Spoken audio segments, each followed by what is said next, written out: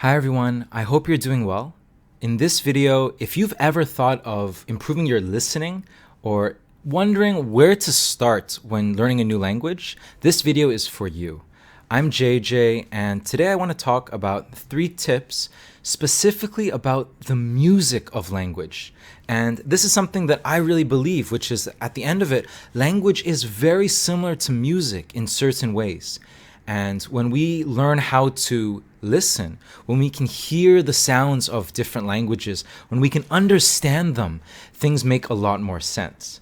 So personally, this is actually what I do. The first thing that I do when I want to learn a new language is I try to understand the sounds. And this is something that other language learners, such as Gabriel Weiner, I hope I'm saying his name right, he does this too. And basically, when it comes to the sounds, here's what you need to know. In the world, among human languages, there are about 800 different phonemes. And a phoneme is basically a sound that is different from another one. So basically sounds. Different phonemes make up different languages. And in most languages in the world, there are around 40 different phonemes. So for example, English might have different phonemes than Brazilian Portuguese or Mandarin, and they're different. Why is this important? Well, when we are babies, human babies, no matter where you are in the world, you can hear all the different sounds.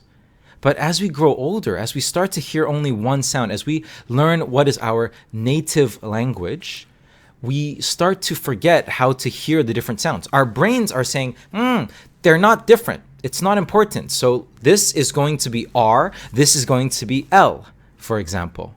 And that's why we can hear the difference in English between right and light.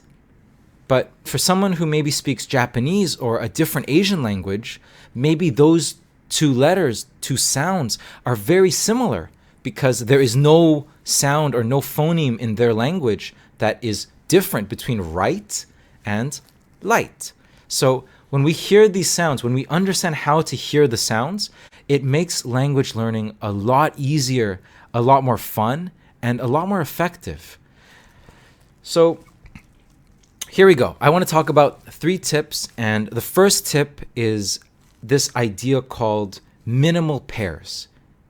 It is probably my favorite activity. For those of you who are in my class, you know this, but one of the best things we can do for listening, especially when we're hearing sounds that sound almost the same to us, is this idea called minimal pairs.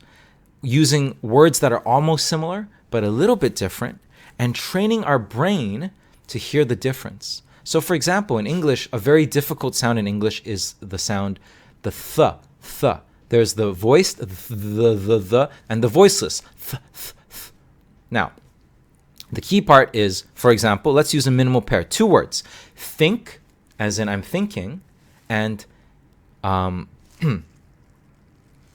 actually, I used the wrong words. Let's do it again. Thank, like thank you, and tank, like pew, pew, pew. Thank and tank. To some people who don't speak English, they sound very similar. And if you cannot hear the difference, it's very hard to be able to pronounce the correct sound because you don't even know that you're saying different sounds. How do you tell? Well, one way is to practice through things you can look online. You can go and look at minimal pairs in different languages and see, you train your brain to tell, wow, they're actually different. That's the first step. Then we look at things like pronunciation. So for example, thank. What do you see? You see my tongue. It comes to party. It's not quarantine. It's not COVID anymore. Thank. But the word tank, tank, you do not see the tongue. And that is a very big difference. So minimal pairs, great way to see and to learn the differences in those sounds that are very similar. The next thing I always say to my students is syllables and stress. So this is 2 and number 3. Syllables, number 2, and stress is number 3. These, maybe they apply to English a little more, but I actually think about this all the time when I'm learning other languages as well. Every language has its own music. When I speak in English, ba ba ba ba ba ba, I don't talk like this. Hello everybody, how are you? Ba ba ba ba ba ba ba ba ba. Different languages have their own feeling.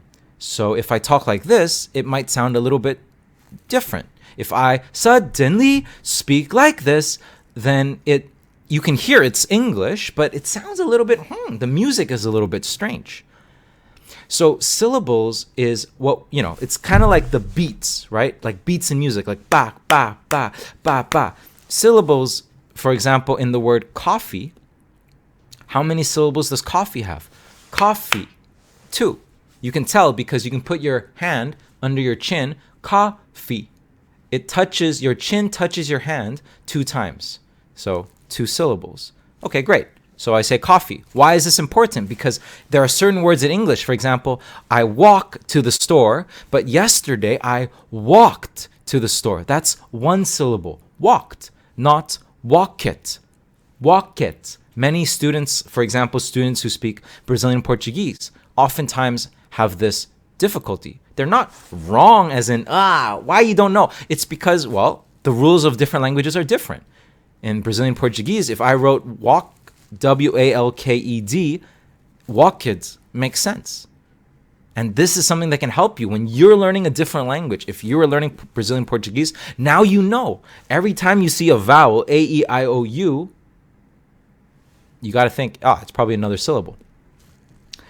Stress is the last thing. Now, stress is basically the strong sound in a word. In English, there's always going to be a stress in a word. Some words, longer words, have multiple stresses, but there's always a primary stress.